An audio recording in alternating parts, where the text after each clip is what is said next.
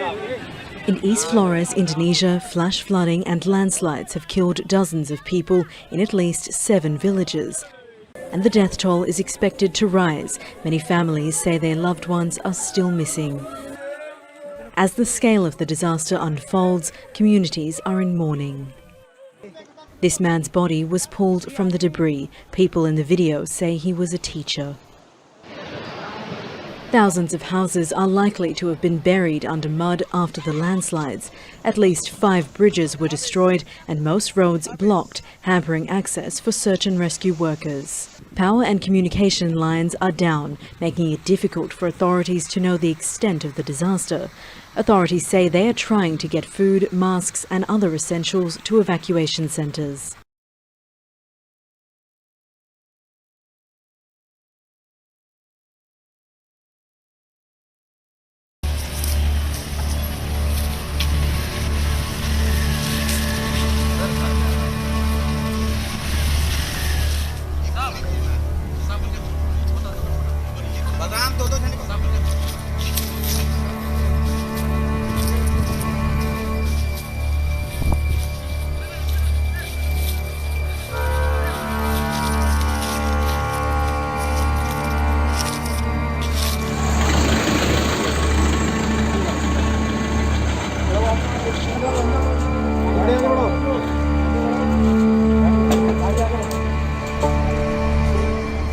ऐसा जानकारी में आ रहा है कि वेपर उनके द्वारा रॉकेट लॉन्चर भी यूज़ किया गया है और हैंड ग्रेनेड भी यूज़ किए गए हैं और जो गन शॉट इंजरीज भी काफ़ी हैं। कोई चूक इस ऑपरेशन में नहीं हुई है क्योंकि ये ऑपरेशन में जितने नुकसान हमारा हुआ है उसमें तो अनफॉर्चुनेट है, सुरक्षा बलों का जो नुकसान हुआ है, लेकिन जो नुकसान रेस्क्यू की तरफ से हुआ है वो भी बहुत ज़्यादा हुआ है।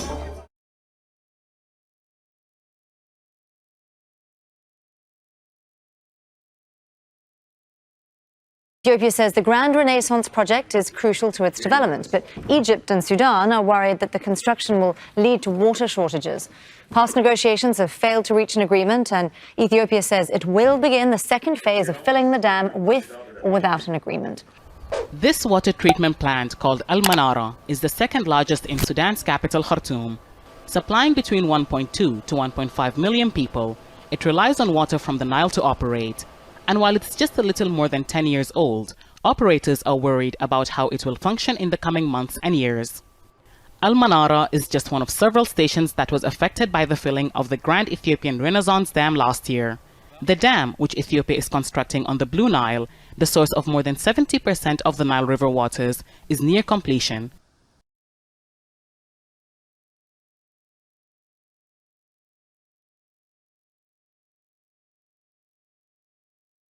Jordan's government is saying that its former crown prince, who claims he's under house arrest, has been involved in a plot that would have disrupted the country's security. The plot is said to involve an unnamed intelligence agency, and several high-profile figures have been detained. Prince Hamzah, half-brother of King Abdullah, vehemently denied involvement in a video statement given to the BBC. His mother, former Queen Noor, is calling the allegations a, quote, wicked slander against her son, and on Twitter said she prays for justice for innocent victims. The unfolding crisis within the royal family is likely to damage Jordan's image as a pillar of stability in the Middle East.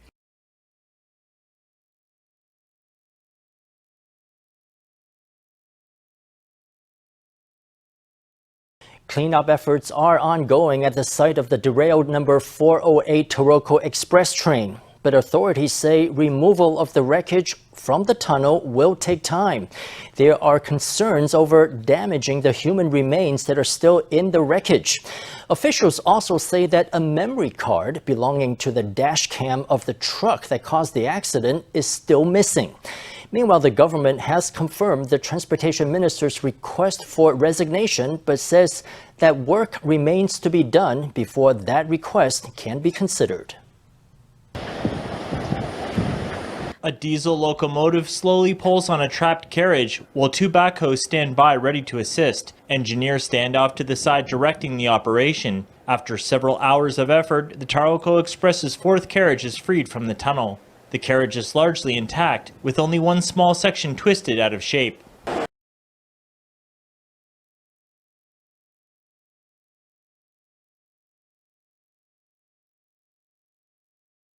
Israeli Prime Minister Benjamin Netanyahu's corruption trial is all set to resume shortly. This is the country's first ever public corruption trial of a sitting Prime Minister. Netanyahu has arrived in court to attend the opening statement of the trial. It is expected that Netanyahu will leave before the first witness, former Walla CEO Ian Yeshua, is called to the stand. Yeshua and subsequently other editors and reporters from Walla are expected to give a detailed description of how exactly they went about fulfilling Netanyahu's demands, which included numerous takedowns of articles that were good for his competitors. According to the Jerusalem Post, there were 315 alleged incidents of Netanyahu interfering with Walla's news coverage from 2013 until December 2016.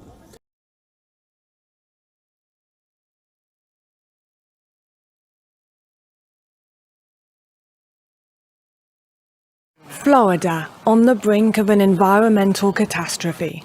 It comes after a leak from a large pond of toxic wastewater in Tampa Bay, causing the state's governor to take action.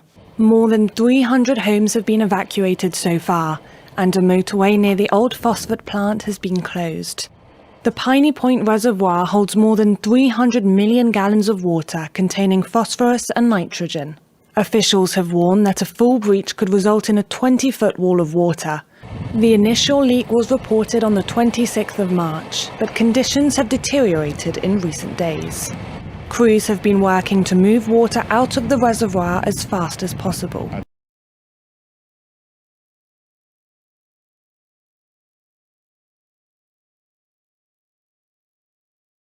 An early morning joy flight brought to a quick and tragic end. The microlight plane was only just taking off from a Kuwi Rup airstrip at a recreational business just before 7 a.m. when it all went wrong. He's taken off to about the height of the trees behind us, after which he's experienced technical difficulties. It came crashing down onto the grass runway below, killing the 52-year-old pilot from Burwood. It's understood the plane's owner was watching and called 000. This morning, emergency services combed the property as they searched for debris. It's thought a loose helmet may have contributed to the crash.